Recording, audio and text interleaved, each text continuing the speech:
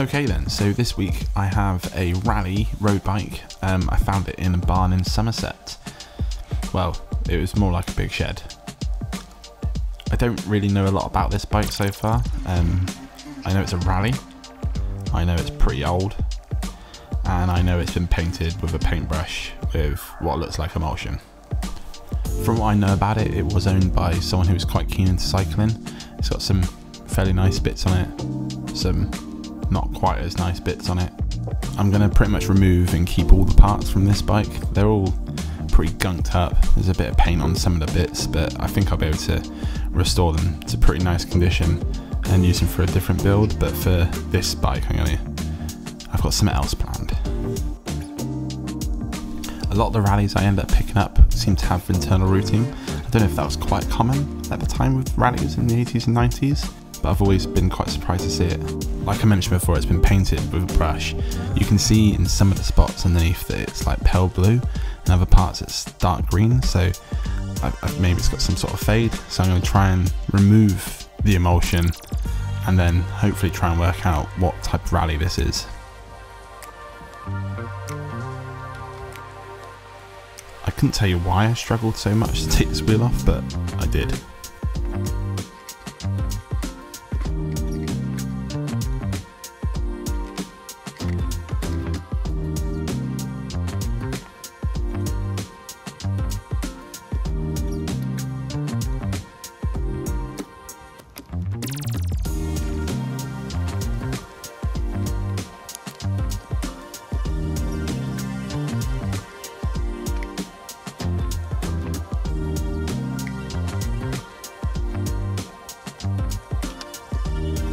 Took the bolts out of both these crank arms before I did this bit, so when I went around to the other side to then pull the other crank off, I was quite surprised when it came off my hand just like that.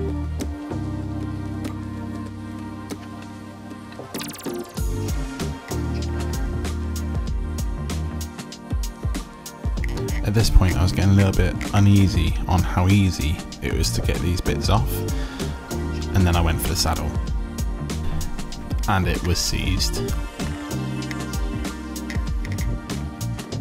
So after some of this, a bit of this, a lot of that, and a bit of a breakdown, it finally broke loose. Piece of shit.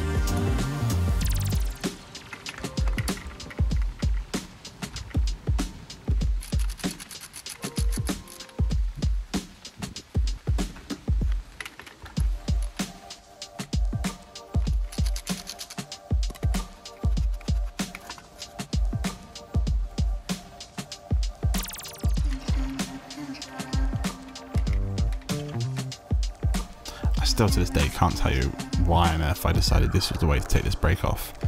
It has one bolt on the back, so all I needed to do .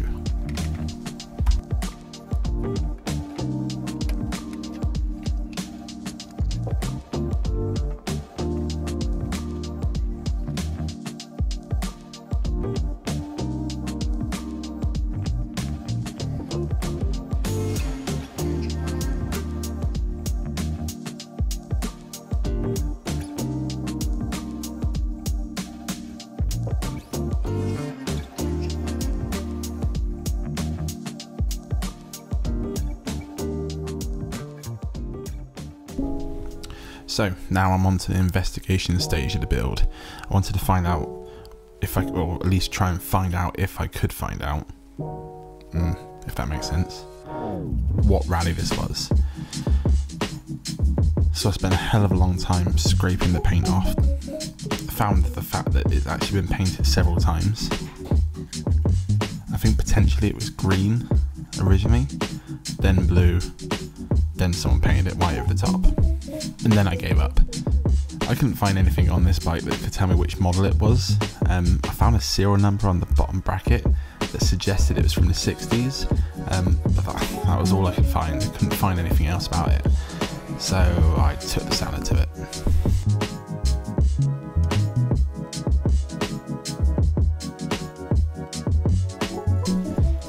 At this point I've been sanding and scraping for days, so I was kind of over it. I couldn't bother to go all the way back to bare metal.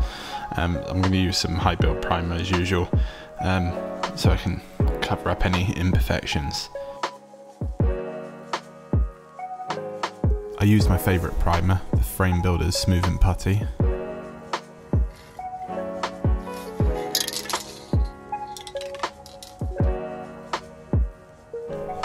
With the forks, I quite like the idea of making them like polished bare metal.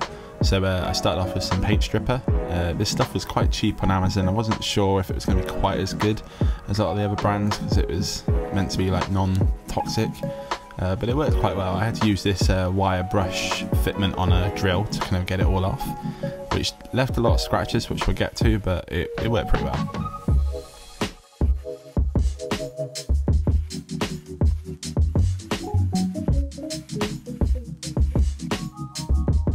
So it definitely left a lot of scratches on the fork. You can see mainly at the top that they're quite scuffed up, but if I used really coarse sandpaper anyway, it probably would have done the same thing. The welds I noticed on this fork were bloody ugly, so I'm starting to think maybe it wasn't a good idea to make them bare metal, but I've made that choice now, so I'm going to have to continue. I used WD-40 as a lubricant. I read that online that it was quite good for this sort of thing. I may be wrong, but it kind of worked out of this. And then just 600 sandpaper.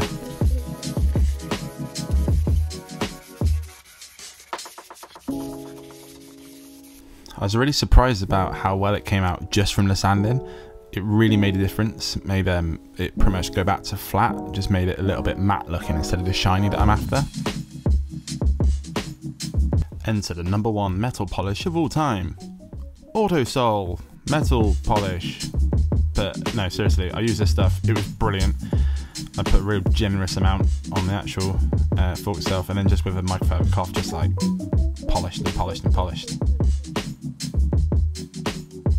This was genuinely one of those ideas that I was like, well, we'll see how this comes out. But as you can see, it came out really nice.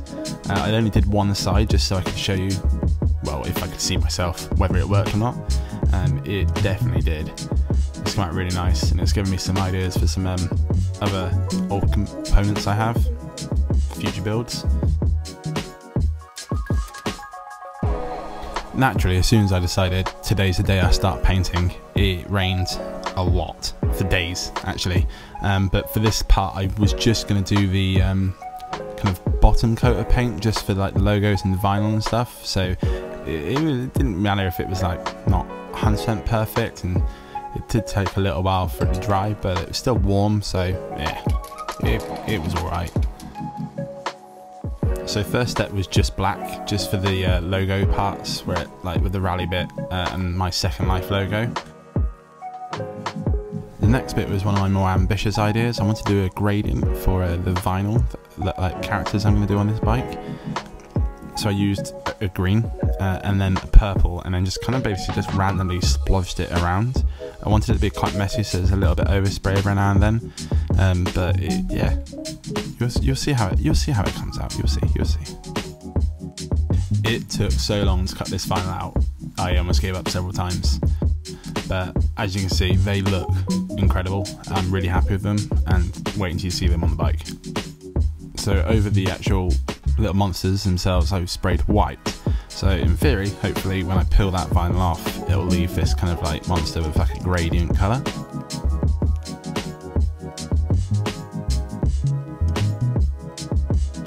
The inspiration for this bike actually came from Wavy Wheelie's Cecil Walker he did back in July.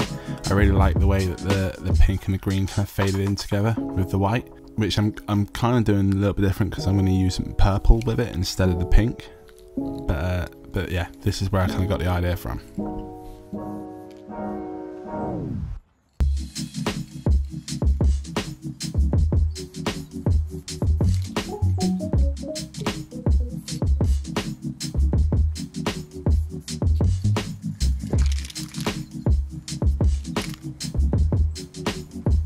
As you can imagine, there's a little bit overspray from the green and the purple, so I just touched up the white again before I move on to the next stage.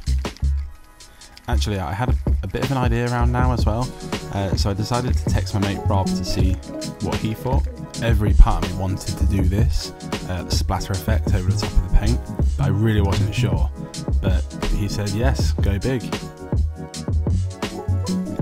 So still unsure, I went ahead and ruined my paint by throwing black paint all over the top. I mean, it did look really sick by the time I finished it, so I sent him some photos of the finished kind of look.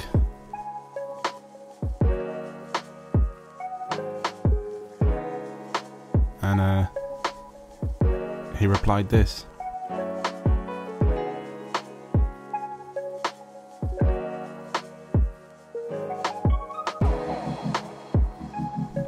I wanted to do like a big time lapse of pulling all the vinyl off, just because one, it's satisfying to watch, and two, it would be cool to watch the reveal as I'm doing it, together. But this is sped up 8 times, and it was probably one of the quickest ones I did. It took me all night to peel them all off, so I'll just skip to the next part.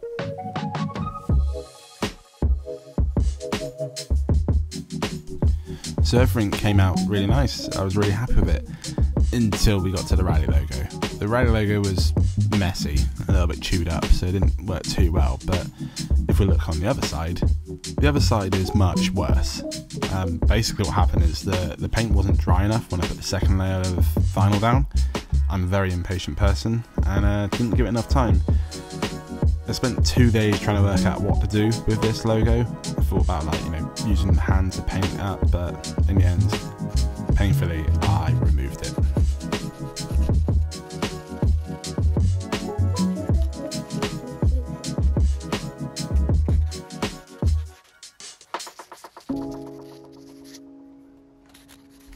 So after a lot of sanding later, I kind of got it back to, well, I didn't want to go through the primer, but I ended up going through the primer. So I just touched it back up again with some green paint, a bit more purple, and then re-splattered, if that's a word or phrase. But after all that, I was pretty happy with the way it came out. So onto the lacquer. As always, I use a spray.bike clear coat. I really like the way it goes on, really nice finish.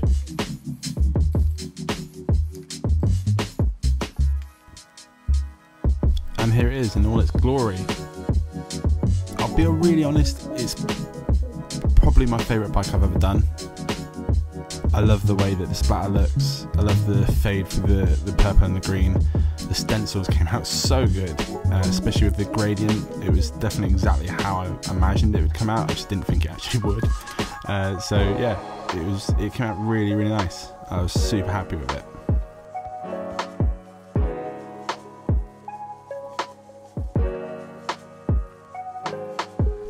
And that draws me to the end of another video. Thank you so much for watching. The next video will be the build of this bike, so please subscribe so you don't miss out on that. And if you hit the bell, you will get notified when I post it. And if you enjoyed this video, perhaps just leave it a little like. I'd really appreciate it.